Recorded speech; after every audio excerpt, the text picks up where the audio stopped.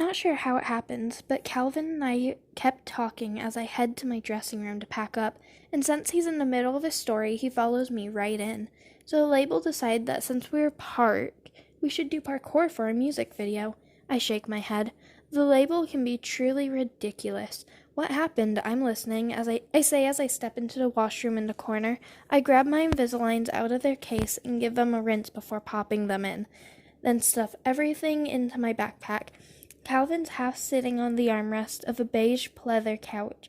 Well, Khorram used to run track, so he wasn't super awful, but Khorram tried to somersault and managed to sprain his wrist and bruise his tailbone. Ouch.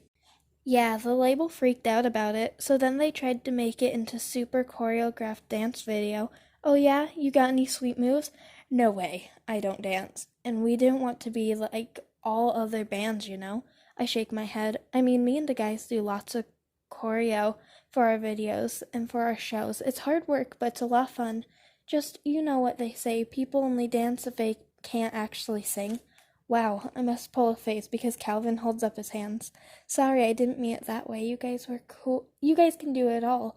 But you know, me and my brothers, we're going for a certain look, and the label kept trying to push us in different directions to be what they wanted instead of what we wanted. Okay, I get that. So what happened? Well, we finally got them to scrap the idea and let's do a concert video instead. Kind of basic, but at least it felt like us. I rest my hip against the other end of a couch, but my knee is starting to ache, so I let myself slide down into the seat. Calvin slides down, sit next to me. Okay, I told you mine. What's your best horror story? Oh man, there are so many. Like our first video for Kiss and Tell, where no one got the memo I was gay and they tried to have me kiss a girl before Jeanette finally got sorted out. Or the one for No Restraint, where they tried to make it look like Ashton was hooking up with this school teacher, or even all the stuff Aiden. Like, when one of Bill's assistants asked if I was really sure, Aiden and I were never getting back together. Okay, got it. So we did a cover to the song Don't Speak for an AIDS charity, and we did a whole video too. Calvin nods. We're shooting on the beach, standing in the surf, and I can hear the weird ting sound, and one of the cables on the jib camera broke, and it sideswiped me. Calvin's eyes bug out. Oh my god, really? Yeah, it got me right here, I say, pointing to the right side of my rib cage. Sent me tumbling under the water. Thankfully, Ian fished me out, but I ended up with this huge bruise. I sprayed my hands out in demonstration. Holy! And after that, we did a whole press conference, and I had my ribs wrapped up, and they had flown in a bunch of kids who had HIV from Africa, I think, and we had to do all these photos, and the whole time I was grimacing because my everything hurt. Dude, that's kinda messed up. I know, they couldn't reschedule. No, I mean flying kids in.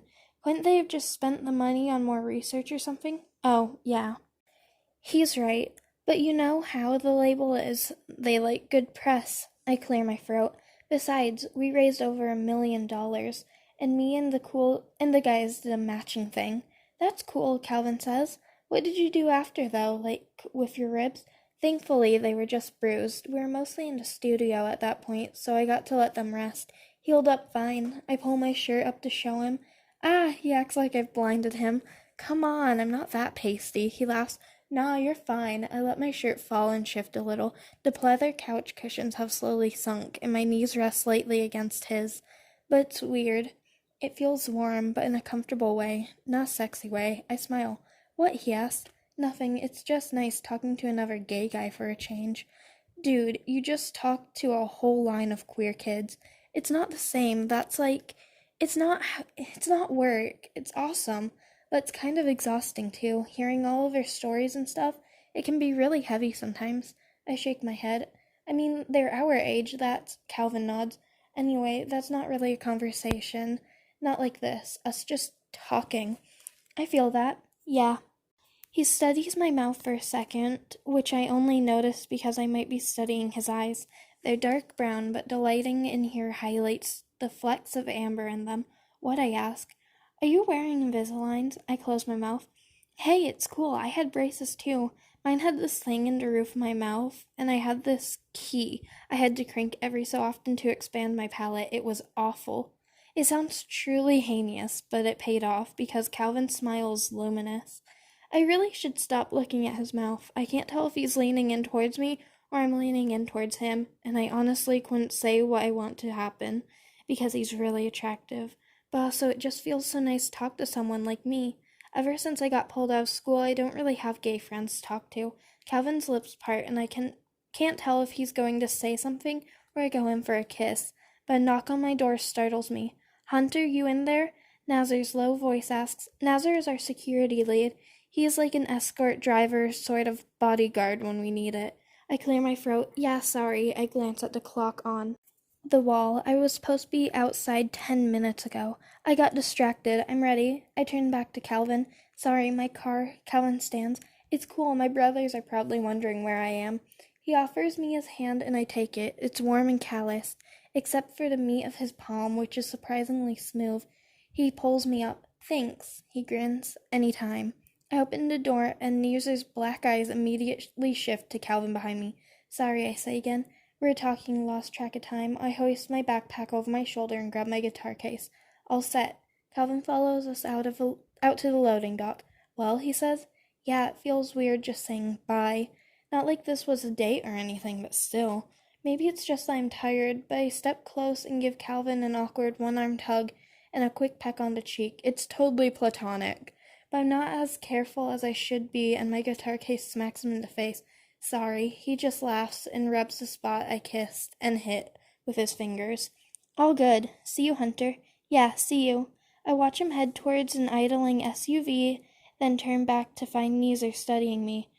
We really were just talking. Neezer smirks at me, his thin lips twitching. Come on, better get you home. There's still a crowd of fans lining Pacific Boulevard headed towards SkyTrain station. A few weave like they know it's me, or one of us at least, and I wave back, even though no one can see me through the tinted windows. A soft drizzle coats the windshield as Nazar heads towards the Cambrai Bridge. Good show? I catch his eyes in the rearview mirror and smile. The best. Mom's already gone when I get home, working a night shift at the hospital. The apartment is dark and quiet, but I'm still too antsy to sleep, so I change out of my show clothes and into faded Chanux t-shirt and a pair of ocean-printed leggings I bought off Instagram ad a while back. I used to be a sweatpants guy, but it turns out leggings are super comfy. Plus, I like the way my butt looks in them. I don't really have a hockey butt anymore, but still pretty good. Aiden always liked it.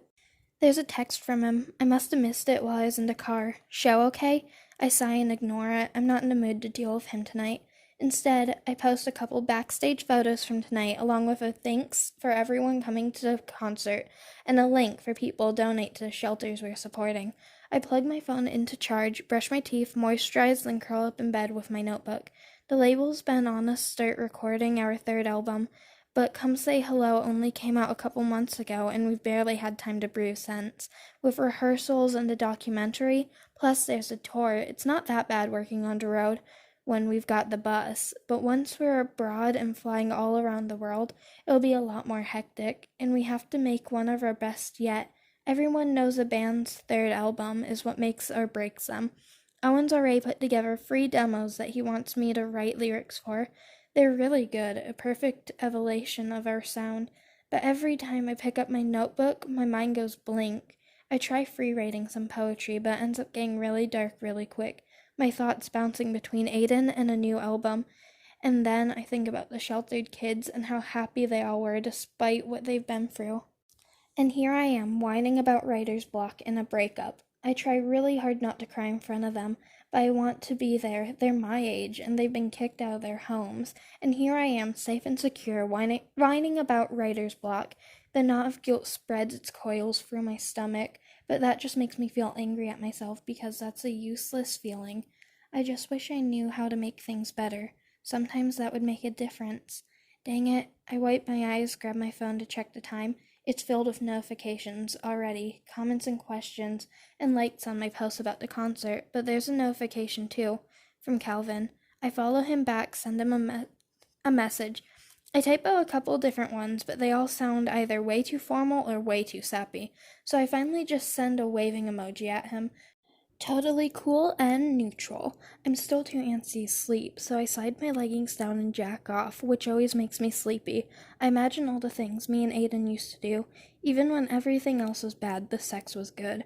But it's not Aiden I imagine, it's Calvin, and the way he smiled, the rumble of his voice, the strength of his shoulders when I hugged him, the way his stubble scratched against my lips when I kissed his cheek.